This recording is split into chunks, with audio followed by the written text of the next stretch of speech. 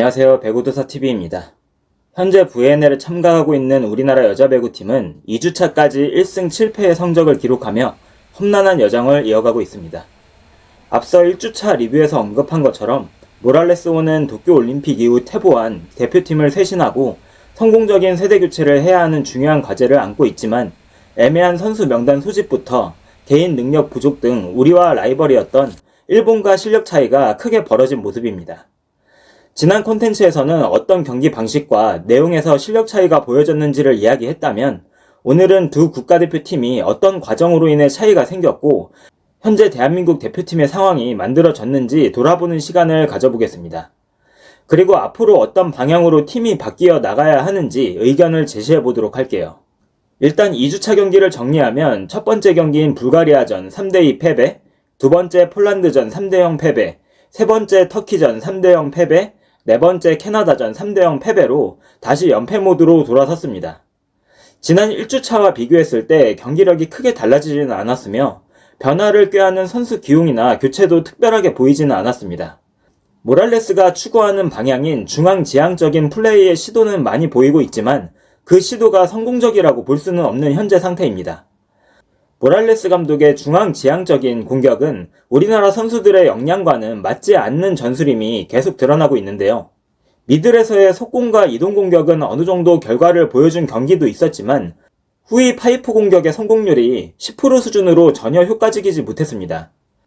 이 파이프 공격이 왜 우리나라 대표팀의 무기가 될 수 없는지 잠시 짚고 넘어가 보겠습니다. 일단 파이프 공격은 과거 우리가 백어택이라는 말로 많이 불렀던 후위 공격 방법입니다. 어택라인 뒤에서 공격을 해야 하기 때문에 높은 타점이 나와야만 볼이 코트 안으로 들어갈 수 있습니다. 하지만 우리 선수들은 높은 타점을 잡고 때릴 수 있는 선수가 거의 없습니다. 2m 24cm의 네트와 상대 블로커의 손을 피해야 하고 어택라인 밖에서 볼을 때리기 때문에 최소 2m 80 수준의 타점이 나오지 않는다면 파이프 성공은 상대 수비들이 엉망진창이지 않는 이상은 물리적으로 성공률이 높을 수가 없습니다. 모랄레스 감독은 이전 푸에르토리코 대표팀에서 꽤나 파이프 공격을 시도를 했었고 효과를 봤었는데 그 이유는 선수들의 타점이 어느 정도 받쳐줬기 때문입니다. V리그 기업은행에서 뛰었던 192cm의 아베크롬비와 프랑스와 터키에서 활약 중인 아웃사이드 히터 바스케스나 파울로 산티아고 같은 선수들이 있었기 때문이죠. 하지만 우리나라에는 후위 공격을 위협적으로 성공시킬 수 있는 선수가 현재 거의 없습니다. 전술은 감독이 변화시킬 수 있지만 선수 자원은 한정되어 있습니다. 그렇기 때문에 감독이 선수의 구성과 역량을 보고 전술과 전략을 선택하는 게 맞는 것이죠. 모랄레스 감독은 부임했을 때부터 빠르고 다양한 공격 전개를 주장하며 미들과 파이프 공격을 많이 할 것이라고 인터뷰를 했었는데 선수 파악이 정확하게 되지 않았기 때문에 저런 인터뷰를 했을 것으로 보이고 현재는 선수들을 가까이에서 지켜보고 있을 테니까 전략적 수정을 아마도 고민하지 않을까 싶네요. 10% 성공률밖에 안 나오는 공격을 계속 할 필요는 없을 테니까요. 오히려 타점에 의존하는 공격인 파이프보다 상대 블로커를 교란시키고 다양한 움직임을 가져갈 수 있는 시간차가 우리와는 더 잘 맞는 방식입니다. 우리에게 더 잘 맞고 유리한 방식을 선택해야죠. 이런 공격 전술은 선수 구성에도 영향을 미치고 있는데 빠른 배구와 미드를 추구하는 감독이다 보니까 그 색깔에 어울리는 세터인 김다인을 지금까지 계속 주전으로 기용하고 있습니다. 모랄레스 감독이 원하는 팀 컬러에는 김다인이 어울리는 것은 맞습니다. 우리나라에서 낮고 빠르며 미드를 활용하는 토스를 하는 선수는 김다인이죠.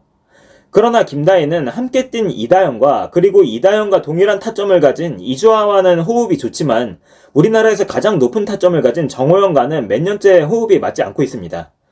또한 김다인의 토스는 우리나라 현재 윙 자원 주전인 박정화와 강소희도 전혀 살리지 못하고 있습니다. 박정화는 더 이상 오픈 공격 성공이 어려운 타점으로 하락해버렸기 때문에 눈에로 치더라도 강소희마저 살리지 못하는 것은 문제가 있습니다. 왜냐면 강소희는 유일하게 우리나라에서 유럽을 상대로도 15점을 만든 사례가 여러 번 있었던 선수이기 때문이죠. 2주차 마지막 경기였던 캐나다전에서 강소희는 총 3점을 득점했는데 김다인이 강소희에게 제공한 오픈토스는 약 25개였고 성공은 단 한 차례도 없었습니다. 20개를 넘게 때렸는데 한 점도 못 냈다는 것은 강소희가 그동안 능력을 보여준 것으로 봤을 때 토스 문제를 지적하지 않을 수가 없죠. 이번 VNL을 중계하면서 내내 지적했던 것이 김다인 세터의 오픈토스 방향성과 높이인데 강소희는 지금 영상처럼 대부분의 볼을 뒤쪽에서 잡아 때리고 있습니다. 이렇게 되면 볼에 힘을 실을 수도 없으며 타점을 만들어 각을 내기도 어렵습니다. 반면 교체에 들어온 김지원은 적당한 높이로 강소희의 앞쪽으로 타점을 만들어주면서 강소희에게 3개를 올려서 2점을 득점시켰습니다. 세터가 바뀌고 안 나던 득점이 나는 것은 우연이 아니라 현상으로 봐야 됩니다.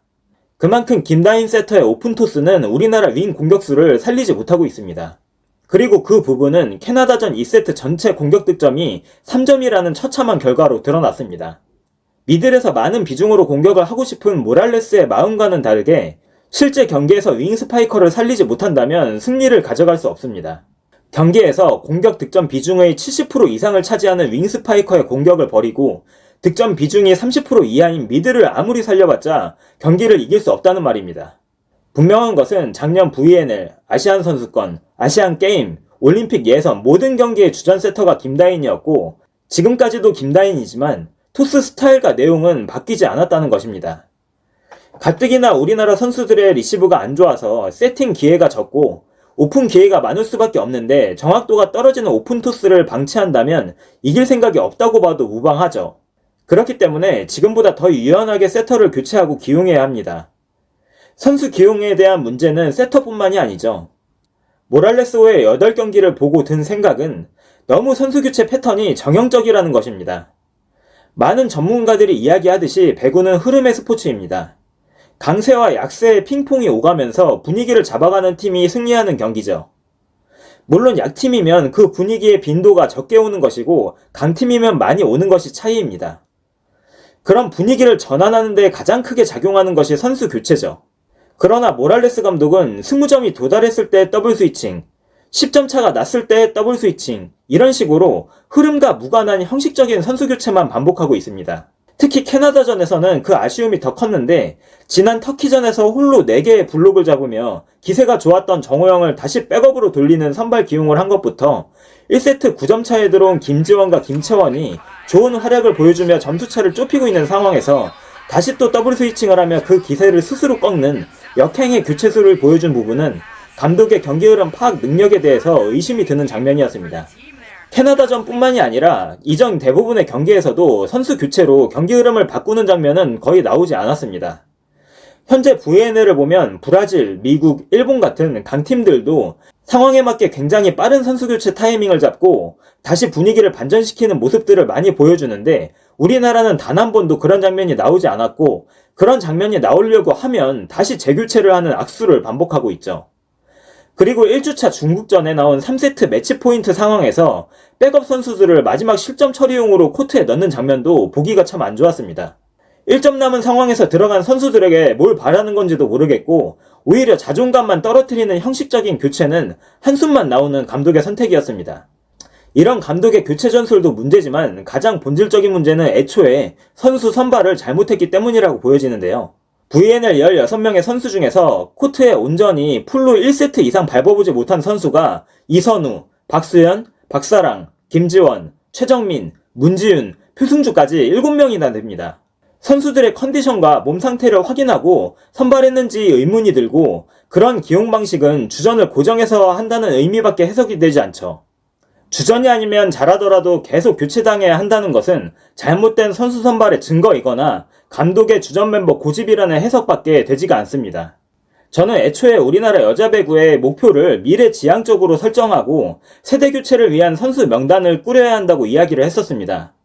세대 교체는 하루아침에 되는 것이 아니고 장시간 동안 많은 선수들을 시험해보면서 팀의 방향성에 맞는 선수들을 가리고 훈련시키는 과정이 필요합니다. 일본의 사례가 어떻게 세대 교체를 해야 하는지 잘 보여주죠. 지금 일본은 VNL에서 강호들을 연파하고 최상의 경기력을 보여주고 있고 선수 명단에서 단 한 명의 구멍도 없이 모든 선수들이 1세트 이상 출전을 했으며 각자 역할을 하는 원팀이 되었는데 그것은 도쿄올림픽 이후 많은 대회에 출전하며 다양하게 선수들을 기용하고 테스트에서 옥석을 가려온 과정이 만든 결과입니다. 아직 모랄레스호는 출발한 지 얼마 되지 않았기 때문에 벌써 걱정하는 것은 좀 이를 수 있지만 지금까지의 경기 내용을 보면 이런 다양한 선수 테스트가 이루어질지 의심이 드는 것도 사실입니다. 우리나라가 VNL이나 올림픽 같은 세계적인 무대를 밟을 수 있는 날이 앞으로 장기간 오지 않을 수도 있는 지금의 위기 상황에서 우리 대표팀은 과연 어떤 방향으로 흘러가게 될까요? 분명한 것은 지금의 선수 선발과 전술 전략은 우리 대표팀의 미래를 위해서 베스트는 아니라는 것입니다. 우리나라는 앞으로 현재를 위한 베스트 7이 아니라 미래를 위한 베스트 14을 만들기 위해 다양한 선수들을 뽑아서 경쟁시키고 옥석을 가려야 하며 우리 선수들에게 맞는 전술을 구상해야 합니다. 3주차에는 그런 모습들이 조금이라도 보여줬으면 하는 바람이네요. 지난 1주차에 기본기, 리시브, 2단 연결 같은 경기 내적인 부분에 대해서 이야기했다면 오늘은 큰 틀에서의 전술 전략 그리고 선수 기용 문제 등에 대해서 이야기를 해봤는데요. 우리나라 대표팀은 일주일 휴식 후에 일본에서 시작되는 3주차 경기를 맞이합니다. 3주차에는 일본, 프랑스, 이탈리아, 네덜란드와의 4연전이 기다리고 있습니다. 특히 일본과의 경기는 우리나라 배구와 일본 배구의 차이를 여실하게 보여줄 것으로 예상이 되는데요. 그 차이를 보고 비판과 실망만 할 것이 아니라 상대를 통해 배우고 우리나라 팀이 발전할 수 있는 기회가 되었으면 좋겠습니다. 그럼 오늘의 컨텐츠는 여기서 마치겠습니다. 구독, 좋아요, 댓글, 알람 설정 부탁드리면서 저는 VNL 3주차 중계로 다시 찾아뵙겠습니다. 시청해주셔서 감사합니다.